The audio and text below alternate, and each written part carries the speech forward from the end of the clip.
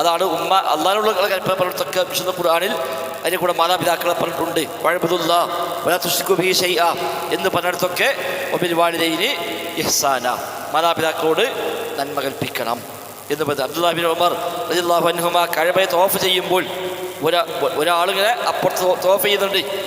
അദ്ദേഹത്തിൻ്റെ ഉമ്മാനെങ്ങനെ പുറത്ത് ഏറ്റിട്ട് ഉമ്മാനെ തവാഫ് ചെയ്യിക്കുകയാണ്. ഉമ്മാനെ എടുത്ത് പുറത്തിങ്ങനെ എടുത്തിട്ട് ഉമ്മാനെയും കൊണ്ട് ഇങ്ങനെ തവാഫ് ചെയ്യുകയാണ്. അപ്പോഴാണ് മുന്നിൽ ഇബ്നു ഉമർ ഇങ്ങനെ തവാഫ് ചെയ്യുന്നത് കാണുന്നത്. അപ്പോൾ ഇദ്ദേഹം ചോദിച്ചു ഇബ്നു ഉമറിനോട്, ഇതെൻ്റെ ഉമ്മയാണ്, ഉമ്മാക്ക് ഇവിടെ തവാഫ് ചെയ്യാൻ ആഗ്രഹമുണ്ട് പറഞ്ഞപ്പോൾ ആ ആഗ്രഹം ഞാൻ സാധിപ്പിക്കാൻ വേണ്ടിയാണ് ഈ ത്യാഗം ചെയ്തുകൊണ്ട് ഉമ്മാനെയും കൊണ്ട് തവാഫ് ചെയ്യണത്. എൻ്റെ ഉമ്മയോടുള്ള കടപ്പാടുകൾ ഞാൻ നിർവഹിച്ചവനാവുകയില്ലേ?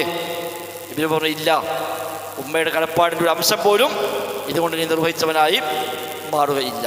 കാരണം ചെറുപ്പത്തിൽ എത്രയോ നമ്മൾ എടുത്തു നടന്ന, അതേപോലെ ചെറുപ്പത്തിൽ നമ്മളെടുത്ത് മുമ്പ് എത്രയോ നടന്നിട്ടുണ്ട്. അതാരെയും കാണിക്കാനും പേരും പറയാനും ഒന്നും ആയിരുന്നില്ല.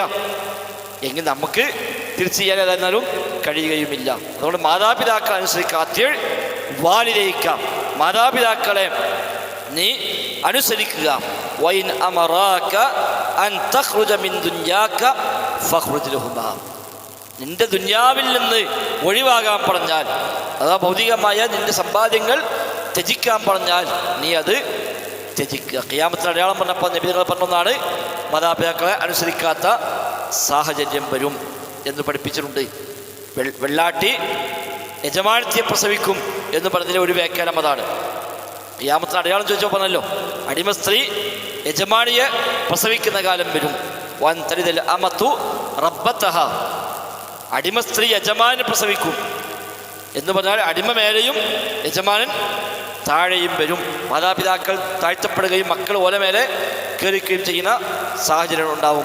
ഉമ്മക്കും ബാപ്പാക്കും മക്കളെ പേടിച്ചുകൊണ്ട് ജീവിക്കേണ്ട അവസ്ഥ, മക്കളെ ഇഷ്ടത്തിനൊപ്പിച്ച് മാത്രം നിൽക്കേണ്ട അവസ്ഥ, മക്കളോട് എതിര് പറയാൻ ഉമ്മയും ബാപ്പയും ഭയപ്പെടുന്ന അവസ്ഥ, അതൊക്കെ ഉണ്ടാകും ഖിയാമത്തിന് അടയാളമായി എന്ന് പ്രവാചക സ്വസമതങ്ങൾ പഠിപ്പിച്ചിട്ടുണ്ട്. അതന്നെ നമ്മൾ കാണുന്നതും മൊത്തത്തിൽ സമൂഹത്തിൻ്റെ അവസ്ഥ അതിന് ഉമ്മയും ബാപ്പയ്ക്ക് ശല്യമായി ഭാരമായി ഒക്കെ മാറുകയാണ്. വേഗം വേറെ വീടെടുക്കുക, വേറെ പോകുക, എന്നാൽ പിന്നെ ബുദ്ധിമുട്ടൊന്നും ഇടയ്ക്കെപ്പോഴൊക്കെ ഒന്ന് കൊണ്ടു നിർത്തിപ്പോയാലും സംഗതി നോക്കിയിട്ട് പേരായി ചെയ്തു എന്നുള്ള അവസ്ഥയിലേക്ക് മൊത്തത്തിൽ സമൂഹത്തിന് മനസ്സ് പോകുന്നുണ്ട്. അപ്പം അത് ശരിയല്ല. മാതാപിതാക്കൾ വലിയ അനുഗ്രഹമാണ്. സ്വർഗം ലഭിക്കാൻ നമുക്ക് പര്യാപ്തമായ നേട്ടമാണ് ഉമ്മയും ബാപ്പയും പ്രത്യേകിച്ച് പ്രായമായിക്കൊണ്ട് ഉണ്ടാവുക എന്നത്. പ്രായമായ മാതാപിതാക്കളുണ്ടെങ്കിൽ സ്വർഗത്ത് പോകാൻ മറ്റൊന്നും വേണ്ടതാണ്. യുദ്ധത്തിന് പോലും പോകേണ്ടതല്ലേ?